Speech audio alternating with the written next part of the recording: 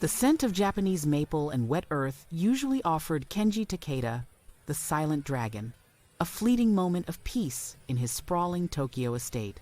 Tonight, the air was polluted by the sharp, metallic tang of blood. Kenji stood at the edge of the manicured koi pond, his bespoke, charcoal gray suit unnervingly pristine against the vibrant red maples bathing in the sunset's golden glow. He didn't move. He didn't even twitch. But the 4 Yakuza lieutenants standing behind him, including his second-in-command, Ryu could feel the air pressure dropping, a precursor to the deadly strike of a coiled serpent. At his feet, sprawled across the immaculate white gravel of the garden path, lay Zara Osei, the Ghanaian maid, who had served his household for 5 years with the quiet, uncomplaining grace of a ghost, was unrecognizable. Her white work uniform was soaked crimson, mixing with the pristine gravel-like ink in snow. Her left arm was bent at a sickening angle that made the hardened Ryu visibly flinch. Pinned to her chest, right above a fading bruise, was a single sheet of paper, a grotesque centerpiece to the tableau of violence. It was a note, written in the unmistakable, aggressive calligraphy of Hideo Mori, the ruthless rival boss, a gift for the silent dragon. Your empire is next. Kenji's men braced for the inevitable explosion of fury. They expected him to issue orders to burn Mori's warehouses, to retaliate with overwhelming, unbridled force. They were the Takeda Gumi. They were not insulted. Instead, the supreme boss of one of Tokyo's most powerful syndicates did the unimaginable. Kenji Takeda knelt. His 4 lieutenants watched in stunned silence as the silent dragon, the man who would sooner execute a subordinate for a slight infraction than show an ounce of personal emotion, sank down on one knee. His dark eyes, which had been fixed on the threat from Mori, now focused with terrible intensity on the broken, bleeding face of the invisible woman. Kenji's fingers, the same fingers notorious for their deadly, emotionless precision, reached out. He gently brushed a blood-matted tangle of hair from Zara's swollen cheek. His voice, when it came, was not a roar, but a dangerous, low whisper, colder and more potent than any shout. "Get Dr. Yamamoto," he commanded. "Now." Ryu hesitated, his training battling his shock. "Oyabun, she's just Now. The single word, devoid of any feeling but absolute authority, was a greater threat than a drawn blade. Ryu wheeled around and ran. Kenji lifted Zara into his arms, an act that would become legend in the Tokyo underworld for its utter subversion of all Yakuza protocol. He rose, carrying her into the estate himself, leaving a trail of bloody footprints on the pristine marble floors. Hideo Mori had wanted to send a clear message. He believed the boss of the Takeda Gumi cared only for power. But Mori hadn't understood Kenji's code. He didn't realize that an attack on the smallest person under the Silent Dragon's roof was the greatest insult of all. What is it about this one woman that caused the feared Oyabun to break his 20-year code of emotional isolation? Did she once save his life? Or is the secret even deeper than that? I need you to tell me your theories in the comments. Was it love, honor, or a debt that must be repaid? And if you want to see what terrifying, surgical vengeance the Silent Dragon unleashes on Morikai next, don't just watch, subscribe, and turn on notifications, or you'll miss the greatest war the Tokyo underworld has ever seen. Kenji Takeda carried Zara Osei down the main hall, her small, broken body feeling impossibly light in his arms. The silence of the mansion was deafening, amplified by the rhythmic drip-drip of her blood hitting the polished floorboards. His usual measured pace was replaced by a rigid, unsettling speed. He bypassed the large, impersonal guest suites and ascended to the private second floor, heading straight for the unused clinic connected to his own wing, a space reserved only for emergencies involving the Takeda family or his highest-ranking men. His act was not impulsive. It was an extreme, precise deployment of resources for an object the entire household considered worthless. In the clinic, Dr. Yamamoto, a physician who knew more about treating gunshot wounds and clean breaks than fevers, arrived in a panic. stripped of his usual clinical calm by the sight of his patient and the man hovering over her. Kenji did not leave. He stood against the pristine white wall, his charcoal suit smeared with Zara's blood, watching every incision, every sterile movement. When Yamamoto muttered a concern about a concussion, Kenji's voice cut the air like a scalpel. "Fix her. The life inside her is not yours to question." Ryu, the second in command, found the sight unbearable. He retreated to the hall, waiting under the ancient portraits of Takeda ancestors, his internal alarms screaming. "Oyabun," he tried, when Yamamoto finally stepped away hours later, confirming Zara would live but face a long recovery. "The house is in disorder. The men are confused. A woman of no consequence has caused you to postpone the Mori counterattack, and it is showing weakness." Kenji turned, his eyes flat and cold. "Consequence is not measured by rank, Ryu. It is measured by honor." He did not raise his voice, yet the air pressure in the hallway seemed to crush the younger man. "She saved my mother's life 4 years ago. Did you know that? She risked her life, then walked away without seeking recognition or reward. She did not know I saw it. To let Mori insult the one person in this house who acted purely, without asking for debt, is to dishonor my own code. It is a weakness I will not tolerate." Ryu pallid, the revelation rocking his entire understanding of the boss. The silent debt was the key. Kenji was not acting out of sentiment, but out of the fiercest obligation, a debt of honor that superseded all business strategy. This was why the Silent Dragon was the most feared man in Tokyo. His word was law, and his debt was absolute. But as Kenji returned to Zara's bedside, the truth felt far more complicated than honor. He watched her chest rise and fall, the soft, rhythmic sound, a strange anchor in his silent, sterile world. He reached into the gown pocket and retrieved the small, smooth, dark wooden cross she always wore on a chain it had been snapped by the blow. He held the cross, his thumb tracing the worn edges, and in that moment, the isolation he had maintained for 20 years felt painfully fragile.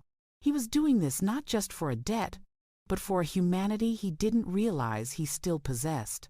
If the Silent Dragon is willing to risk his empire for a single, small act of honor, imagine the devastation he will bring for a personal betrayal. Do you think Kenji is capable of love, or is this still just a matter of principle? If you miss what happens next, you'll never know if he breaks his own code. So you have to subscribe now if you want to find out the truth of this debt. Kenji placed the broken cross in his own pocket, a piece of her soul now in his keeping. Then, he picked up the note from Hideo Mori. His hand closed around the paper, crushing it into dust. The time for silent vigil was over. The time for the repayment had begun. The time was measured only by the changing shadow of the bamboo outside the clinic window. For 8 hours, Kenji had remained at the threshold, an obsidian statue carved from cold self-control. He did not eat, drink, or speak. Yet his presence was a palpable, suffocating blanket of tension that kept the entire Takeda Gumi on edge. When Dr. Yamamoto finally confirmed Zara was stable, Kenji's first act was not to call for his war cabinet, but to issue a single, chilling order to Ryu. "Bring me every man who was on duty outside the East Gate today. Secure them in the cellar.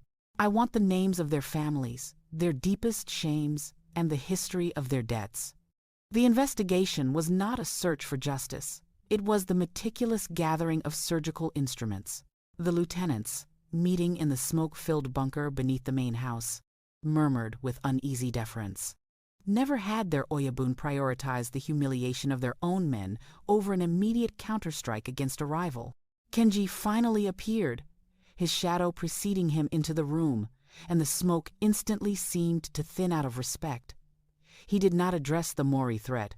Instead, he presented the broken wooden cross, Zara's talisman, to the assembled leaders. "This," Kenji stated, his voice barely above a rasp, "is what Morikai believes my honor is worth. They believe they can violate the sanctity of my home and threaten one under my roof. and I will treat it as a minor inconvenience." Ryu, reading the room and the danger in Kenji's eyes, quickly shifted from questioning the maid's status to supporting the boss's judgment. He confirmed the arrests of the guards for gross negligence and revealed the note's contents Mori's explicit challenge. This shifted the narrative within the room. It wasn't about the maid. It was about the territory, the shame, and the need for a bloody, decisive response. Kenji's eyes, however, were still distant, fixed on a point far beyond the bunker walls. He authorized the immediate lockdown of the Takeda estate, doubling the perimeter security with men loyal only to him. He ordered Ryu to mobilize a covert strike team, but his final instruction was contradictory and terrifying. "Hold. Do not attack. Not yet." He explained his new strategy. Mori was expecting the usual Takeda blitzkrieg, a powerful, direct assault. Kenji would give him silence instead. He would let Mori feel victory, let him think the gift had successfully paralyzed the silent dragon with internal dissent, only to destroy him when his guard was down. Later, in the quiet of his private wing, Kenji stood before the heavy, dark silk of his wardrobe. He pulled out a simple, old katana, not the ceremonial blade for formal meetings, but a weapon of practical, brutal history. He ran his thumb over the cool steel, the subtle shing sound piercing the silence.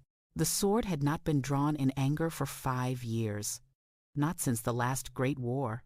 He had a deep, primal need to feel its weight now, to anchor himself in the cold reality of violence before stepping back into the confusing space of the clinic. He returned to Zara's bedside and found her awake, her eyes wide, dark, and filled with a terror that transcended the pain of her broken bones. The moment their eyes met, the sterile formality of the room dissolved. He was no longer the Oyabun, and she was no longer the maid. She saw the lethal, chilling intent that had replaced the emotionless mask. She could not speak, but the question was clear in her gaze. Why? Why was he doing this for her? Kenji merely sat down in the chair beside her, still fully dressed in his bloody suit, and did not offer a comforting word or a lie. He offered only his silent, terrifying presence. He would answer her, but not yet. The debt of honor was far too complex to explain, and the price of his attention was far higher than she could ever imagine. Do you think Zara's fear comes from Mori, or from the terrifying debt she now owes the silent dragon? If you don't subscribe and follow, you might miss the moment when she finally asks him the truth. The 4 guards responsible for the East Gate sat bound and gagged in the damp chill of the cellar, their faces etched with the realization that they were not awaiting a simple dismissal, but something far worse. Ryu, flanked by 2 stone-faced enforcers, stepped into the space, holding a sheaf of documents that contained the guards' lives, their betting debts, their minor indiscretions, and the addresses of their remote, unsuspecting families. The atmosphere was thick with the despair of men who knew the concept of Kaizen continuous improvement did not apply to their failures under Kenji Takeda. Ryu did not torture them. He didn't even yell. He simply read from the files with the clinical indifference of a tax collector. "Masahiro, your sister's medical bills. Taken care of by the Takeda Gumi. Sato, the loan shark you owe for the pachinko addiction. We paid him double. You owe us everything." He then explained the concept of iriguchi, the entrance fee into total servitude. These men had failed their most basic duty, and now their entire existence, not just their lives, belonged to Kenji. They would not be killed. They would be stripped of their names. Their families would be relocated and monitored, and they would be relegated to the most demeaning, inescapable tasks until their debt was deemed repaid, a sentence worse than death in the Yakuza world. Upstairs, the quiet terror had permeated the house staff. The entire hierarchy had been shattered. The usual head maid, Etsuko, who had once snapped at Zara for a misplaced napkin, was now terrified to even look at the clinic door.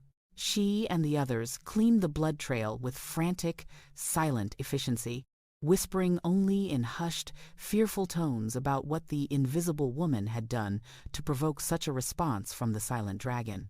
They knew the attack was from Morikai, but they also knew that Kenji's reaction was intensely personal. He had not protected the house, he had protected her. Meanwhile, Hideo Mori was receiving intelligence of the Takeda Gumi's unnerving silence. His contact reported no retaliatory strikes, no movements of trucks, only the doubling of perimeter guards around the estate. Mori was puzzled, then delighted. He interpreted the silence as internal chaos, a sign that Kenji was paralyzed by the internal debate over protecting a lowly black maid. The silent dragon is choking on his own pride, Mori crowed to his own men, ordering minor, probing attacks on Takeda-controlled businesses to capitalize on the perceived weakness. But back at the Takeda estate, Kenji wasn't paralyzed. He was meticulously constructing a trap. The silence was his chosen weapon. He ordered the creation of a permanent, secured apartment for Zara within his private wing, complete with round-the-clock monitoring by two of his most trusted, silent bodyguards. When Ryu returned, Kenji had a new, final, chilling order. I want Masahiro, the failure from the gate, to be her personal attendant. He will manage her care, cook her meals, and attend to her every need 24 hours a day. If she drops a single grain of rice, he will pay for it. It was a punishment that forced the highest level of devotion from the lowest form of debt, ensuring Zara Osei had the finest care, while simultaneously humiliating the failed guard in the most profound way. When Zara was finally moved into her opulent, safe room, no longer a maid, but a guarded jewel, she found Masahiro standing by the bed, his head bowed so low his shame was visible in the way his shoulders slumped. He was no longer Masahiro, just a shadow serving a debt.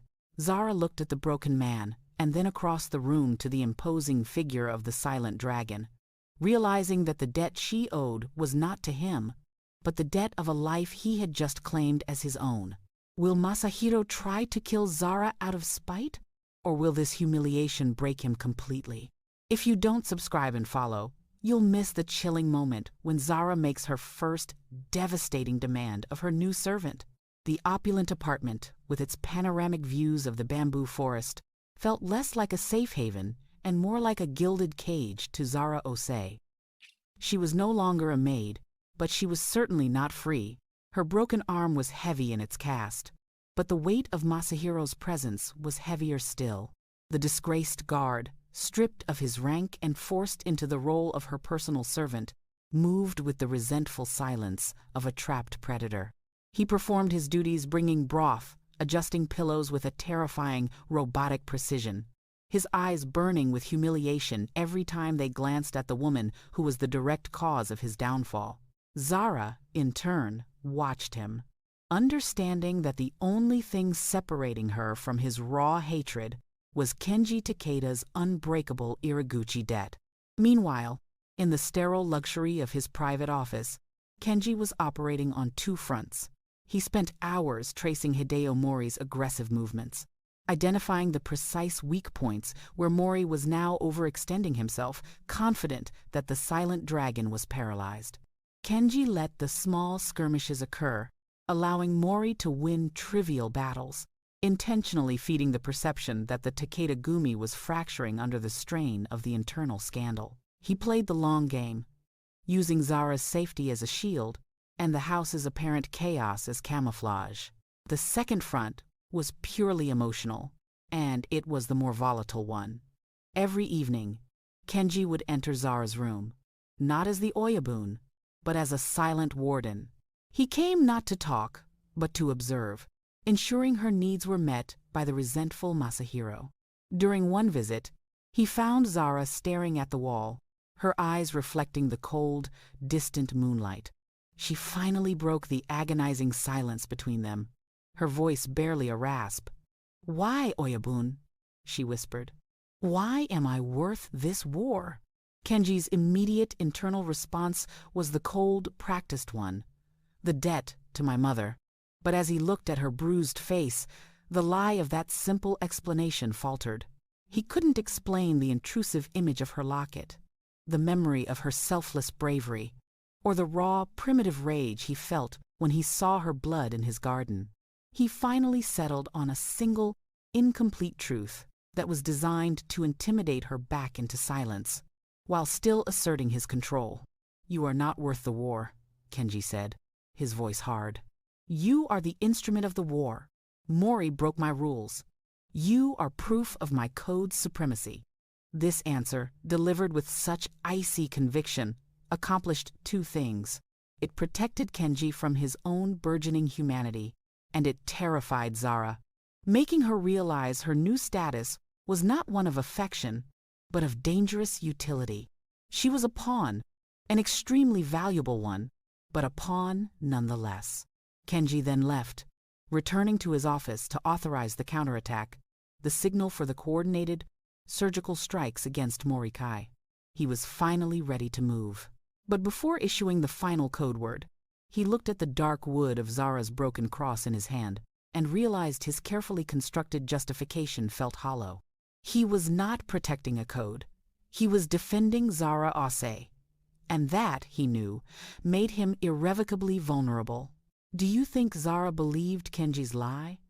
Or did she see the flicker of a lie behind the ruthless mask? If you miss the moment the Morikai War begins, you'll never see the silent dragon truly exposed. You should subscribe to see the truth. The Tokyo underworld had descended into a bizarre, unsettling calm. Hideo Mori's confidence was a palpable, dangerous thing. Reports reaching Kenji confirmed Mori's belief that the silent dragon was internally fractured. Mori was gloating to his allies in the Osaka and Nagoya syndicates, proclaiming Kenji Takeda to be weak, a man who cared more for a foreign maid than for his own territory. Mori had successfully taken control of 2 Takeda Gumi-controlled pachinko parlors and a major logistics hub with zero resistance, interpreting the silence as retreat. Kenji Takeda sat alone in his office, the glow of the strategic map the only light source. He allowed the humiliation to fester, meticulously observing the pattern of Mori's advances. He was building the ultimate psychological trap. The more Mori expanded, the more exposed his flank became, stretching his men thin and pulling them away from their core, protected bases. Kenji felt the pressure of his own men, too, the silent, questioning glances of Ryu and the lieutenants who needed a display of strength, a signal that their Oyabun had not lost his mind. But Kenji only focused on Zara. He spent his days between his office and her quiet, guarded room. He had not touched her since carrying her from the garden, but the proximity had forged an unbearable tension. Zara, recovering slowly, felt the immense weight of his gaze. She began to speak to him, not of her wounds, but of the objects in her room, a piece of pottery, the reflection of the bamboo. She was attempting to find the man beneath the silent dragon, testing the limits of his humanity. One afternoon, as Masahiro was silently tending to her IV line with profound visible shame, Zara asked Kenji a simple question that cut through the silence like ice. "My family is in Accra, Oyabun. They don't know I am hurt. My visa expires next month. What happens to me then?" The question was loaded. It wasn't about her visa. It was about her future. It was about the price of the protection she was receiving. Would he discard her once the war was over? Would she be sent back to poverty, bearing the scars of his world? Kenji's eyes tightened, the question forcing him to confront the consequence of his actions beyond the immediate debt. He had taken her life out of the shadows, making her a target, and now she was asking for the next chapter. He looked at Masahiro, who flinched, then back at Zara. "Your future is not a matter for visa laws," Kenji stated, his voice devoid of warmth. "It is a matter for the Takeda Gumi." He stood abruptly, needing air, needing to escape the suffocating intimacy of the room. He walked away without answering whether she would be safe, free, or permanently bound to him. Back in the office, the time for patience had run out. Mori was at his most vulnerable. Kenji finally brought the heavy katana, the tool of practical, brutal history, from his private chamber and laid it on his desk. He looked at the blade, then at the map showing Mori's exposed supply lines, and finally sent the single-coded message to Ryu. The harvest begins at dawn. The silence was broken. Will Kenji's revenge be surgical and clean? Or will the emotional debt he feels for Zara turn this war into a bloodbath? But keep watching. If you miss the dawn strike, you'll miss the moment the silent dragon finally lives up to his name. The atmosphere inside the Takeda compound was a strange fusion of terror and exhilaration. While the war was being waged outside, Kenji focused his attention on the private theater of Zara's recovery.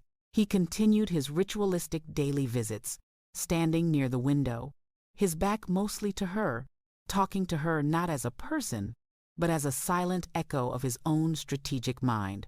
He spoke of the Mori Kai in cold, detached terms, describing the upcoming strikes like a complex surgical procedure. Zara, confined but alert, listened to the chilling details, absorbing the true nature of the man who had claimed ownership of her life. This proximity began to break through the armor of both individuals.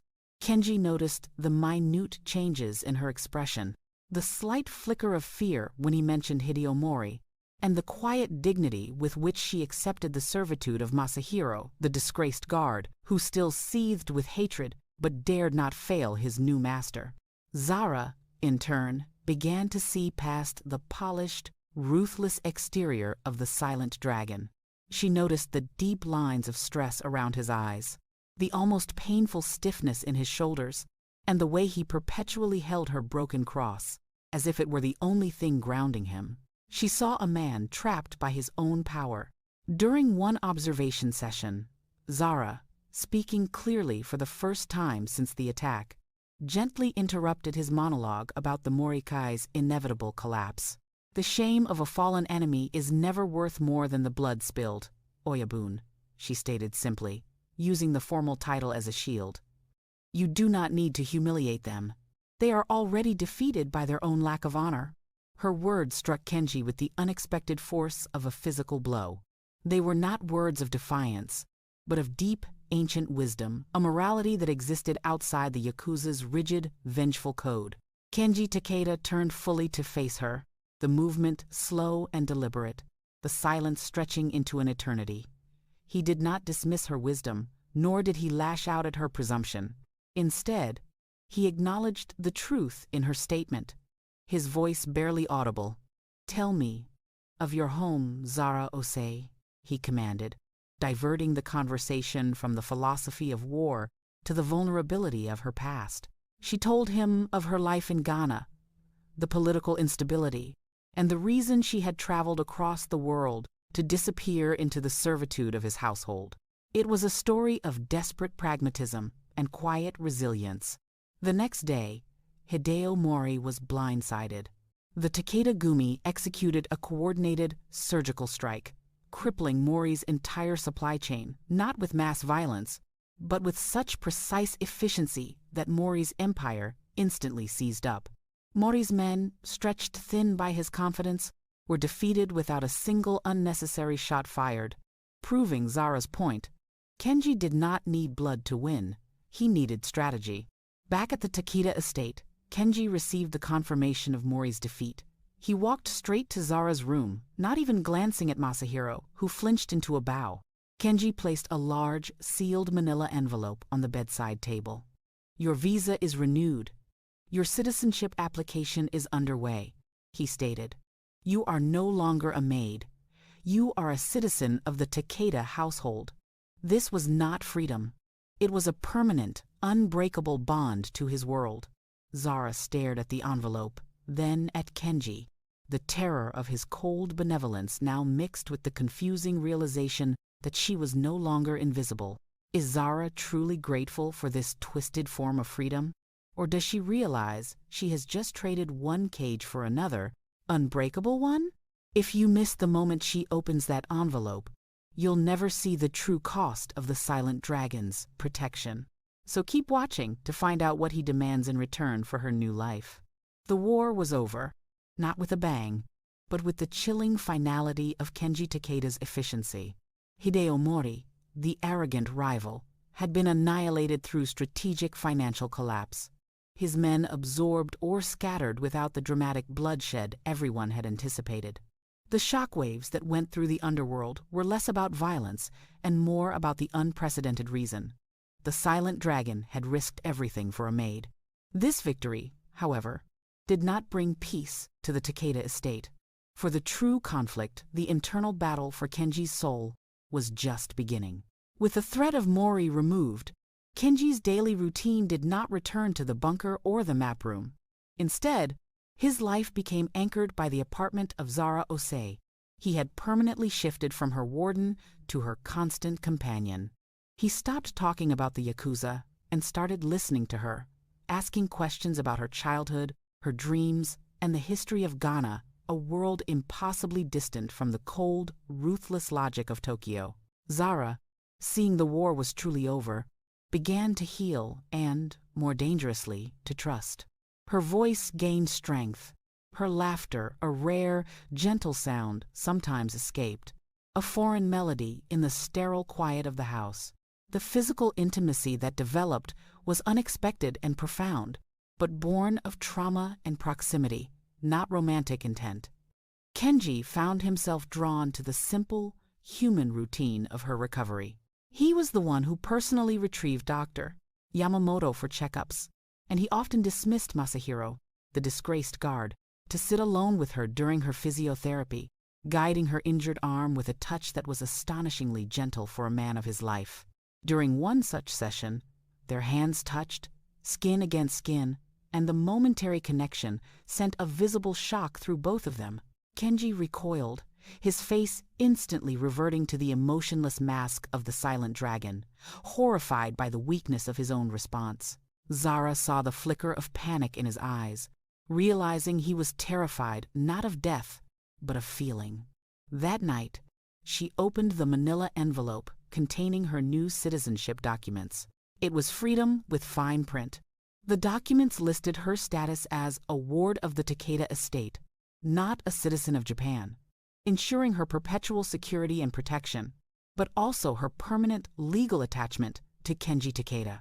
He had created an official, inescapable cage of gold. The next morning, Kenji's mother, sensing the strange, fragile dynamic, made a rare, unannounced visit. She was old, wise, and sharp-eyed. She walked into the apartment, dismissed Masahiro with a look, and spoke to Zara in rapid, friendly Japanese, ignoring the visible scars and the awkward silence of her son standing stiffly by the window. She brought Zara a small, perfectly carved wooden bird, a symbol of freedom.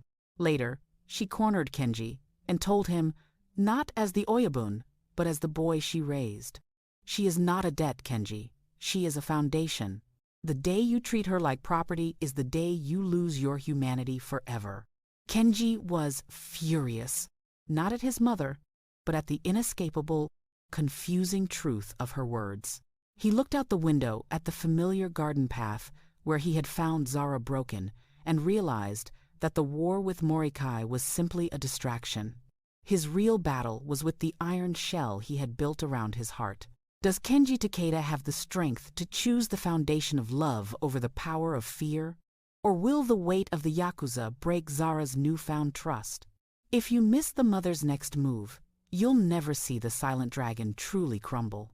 The final chapter needs to bring the emotional and plot arcs to a head, culminating in the union, described in the outline and the powerful final image. The weeks that followed the war with Morikai were not peaceful, but they were settled. Zara Osei, now dressed in simple, elegant clothes provided by Kenji's mother, spent her days walking the perimeter of the garden, her spirit slowly returning, the stiffness of her bones easing. She was a fixture of the Takeda estate, a quiet presence whose existence had permanently altered the Yakuza's internal politics. The house staff avoided her out of fear. Masahiro served her with cold, palpable dread, and Ryu watched her with grudging, newfound respect. The tension between Zara and Kenji Takeda reached a near breaking point. It was a pressure cooker of unspoken debt and repressed emotion. Kenji, constantly battling his internal resistance, relied on his cold logic. She is safe. The debt is repaid. The chapter is closed. Yet, he couldn't leave her alone. He began training her, teaching her the Japanese legal system, the financial codes of his business, and the subtle nuances of power. He was preparing her not for freedom, but for life within his orbit. The moment of acceptance came during a quiet evening walk in the garden. Zara stopped by the same white gravel path where she had bled, her heart heavy with the impossible choice Kenji had forced upon her: safety in a golden cage or dangerous freedom. She turned to him, her eyes clear and uncompromising. "Oh, Yabun," she said, dropping the polite title. "I know you did this out of honor, but honor is a debt, and now I am yours, legally and socially. I want you to tell me what you feel for me, or I will ask my bodyguards to let me walk out of the gate tonight." The demand was reckless, a direct challenge to the silent dragon's carefully constructed isolation. Kenji's entire body tensed, the threat of vulnerability causing a physical reaction more severe than any rival attack. He saw the genuine risk in her eyes. She was ready to throw away her safety for the truth. In that moment, the terrifying realization of his own fear, the fear of losing her, shattered the last remnants of his armor.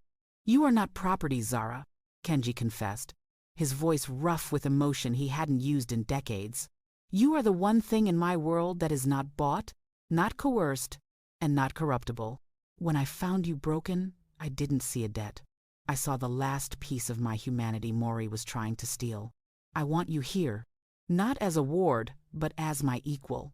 It was not the grand, passionate declaration of a civilian, but the raw, terrifying commitment of a boss. Zara Osei understood.